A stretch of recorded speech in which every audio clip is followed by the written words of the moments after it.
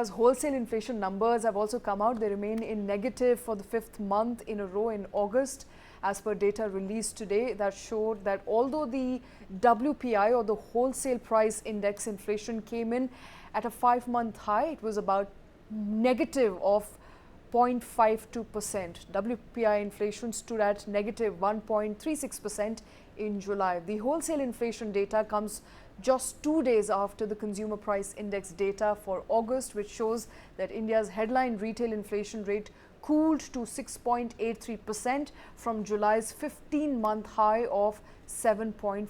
Sujan Hajra, Executive Director and Chief Economist Anand Rathi, joining us on the show. Sujan, thanks very much for taking time out. I want you to help understand what are these numbers and how should one read them. Is this on a scale of bad to worse? How bad is this? I mean, although the inflation is still in the negative, but it is at a 5-month high. That's true, but having said that, if you look at the there is a huge divergence between the retail inflation and the wholesale price inflation. So last year it was the other way around, when the wholesale price inflation was very high and the retail inflation was low. So the biggest difference between wholesale and retail price inflation is that retail includes services, and so services inflation is a part of that. But in wholesale, you don't get that, and it's precisely the services inflation which are softening. Net, if you look at the wholesale price data today, there is some amount of uptake so far as the energy basket is concerned, and there is some level of softening for the food inflation. So the good news is that the food inflation is softening, and obviously because of the extremely favorable base, we had seen wholesale price inflation in deflation, but from next month onwards, we will expect the wholesale price inflation to be in the positive. That's not necessarily a bad news. All right. And how do you explain the divergence between someone who's looking at these numbers, retail inflation coming in an upward of 6%, wholesale inflation coming negative 5%, 0.5%? How do you explain the divergence? So one thing, obviously, as I told, that wholesale price inflation doesn't include services, whereas a significant weightage is there. Second, the retail price, the weightage of food is almost 50%. That's much lower for wholesale price. Wholesale price primarily reflects the manufactured product prices. Given that, and also for example, if you look at when the retail inflation is high for food items, the retail margin also goes up. So the markup over the wholesale prices even for the food items, that also goes up. So these are the known common factors for which there is a divergence between wholesale and retail. But having said that, the kind of difference which we have seen over the last 15 months or so, that's extraordinary divergence. But going forward in the next 6 months or so, we think this divergence will come down. Okay. Am I right to then say that it's the food inflation that perhaps is leading to higher retail or headline inflation? Food inflation continues to be a major cause of worry? True. If you, in fact, in the retail basket, if you look at the average inflation for food and non-food, they are almost identical. But the food, I'm telling over a longer term. But if you look at the volatility of food inflation, it's significantly higher than non-food. So it's not that on an average food inflation is higher than non-food inflation, but food inflation is notoriously volatile. And because food inflation is notoriously volatile, that's why generally the retail inflation becomes far more volatile. This time around, because of the pandemic effect, the wholesale price inflation has been very volatile over the last 18 months or so. But generally, retail price inflation is far more volatile, and that's because of the food. Yeah. All right, and I also want to take your quick views before I let you go. I think it's very important for our viewers who are looking at this bulletin, want to perhaps understand what is the inflation trajectory going to be, retail inflation trajectory going to be specifically for food, including vegetable and pulses, because that has been a whammy for a lot of consumer. Now, it has gone down and gone down marginally, still in about an upward of 25%. That is the vegetable inflation that's come in the month of August. Are you looking at this number going down in the month of September, or is it likely to go up? Or, given that the rainfall is not very favorable, is not likely to be very favorable in the month of September. Yeah, so see, the impact of the rainfall won't be felt now. Impact of the rainfall until unless there is a flooding and supply disruption. But otherwise, the rainfall impact will be visible somewhere from November, December, when the current standing crop gets reaped. So therefore, there is not so much of impact on rainfall right now. Uh, if you look at in absolute terms, the food prices, and again, I'm not talking about the food inflation, the food prices fall normally between November and February.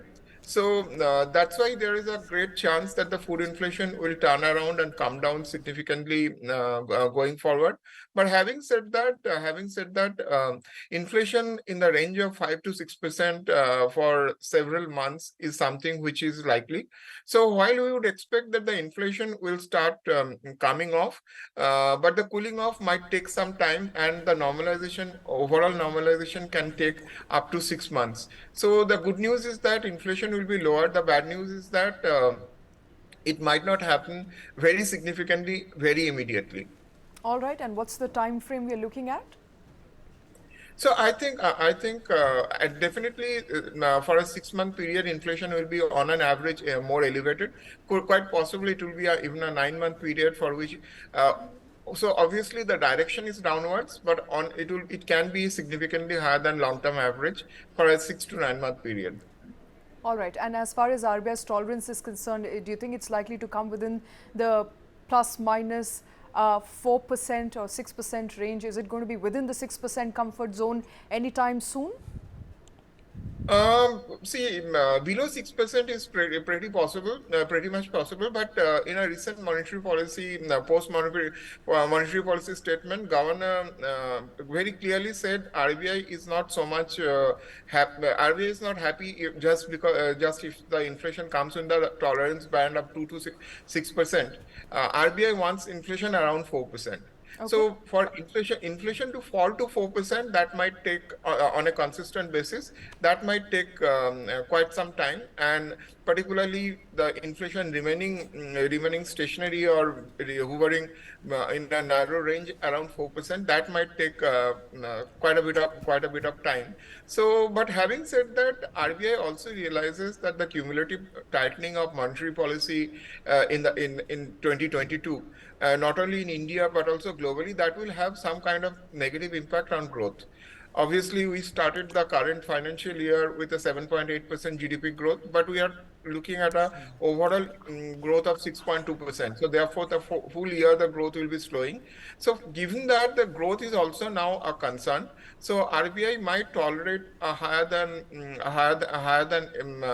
its tolerance level of 4% for a longer period and remain in the pause mode. But RBI won't cut the rates in a jiffy. So RBI will tolerate in terms of maintaining a status quo rather than cutting rate. Okay, and how long is that status quo likely to be maintained? As the expectations are, it's not going to happen this year. There's not going to be a rate cut, at least before the end of this year, perhaps the last quarter. Is that the expectation? Last quarter of financial year 24, a rate cut? Is it expected?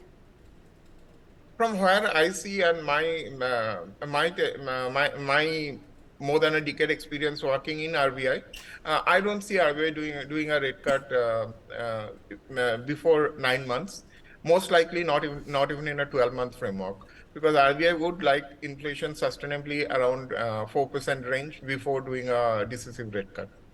All right, and Sujan, before I let you go, what's exactly going to weigh in for RBI's headache on inflation? What factors are likely to play up because core inflation still remains relatively under control? See, again, one has to understand RBI doesn't target core inflation. RBI targets the headline inflation. So therefore, while the core inflation remaining subdued gives RBI some amount of solace, but in terms of RBI's explicit mandate to control inflation, it's the headline inflation. So RBI can take a slightly accommodative stance on the liquidity side if the core inflation comes down.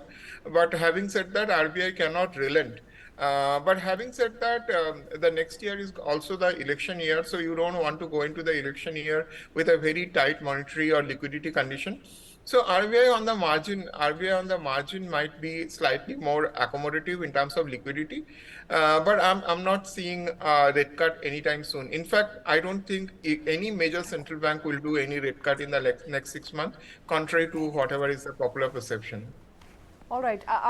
If I heard you correctly, Sujan, you said that RBI will look at headline inflation and not core inflation. Perhaps the bigger headache would be therefore, energy and food prices as well. Is that correct? Yeah, that's absolutely correct. That's RBI's mandate. RBI doesn't have a choice but to focus on the headline because what is the mandate. So a lower core inflation can give RBI some solace, some kind of breathing room, but it's not sufficient condition to go for a rate cut or change in the monetary policy stance. All right. So therefore, a lot of things that perhaps RBI will not be able to control by the way of food and energy prices. Sujan, always a pleasure. Thanks very much for taking time out. Thank you.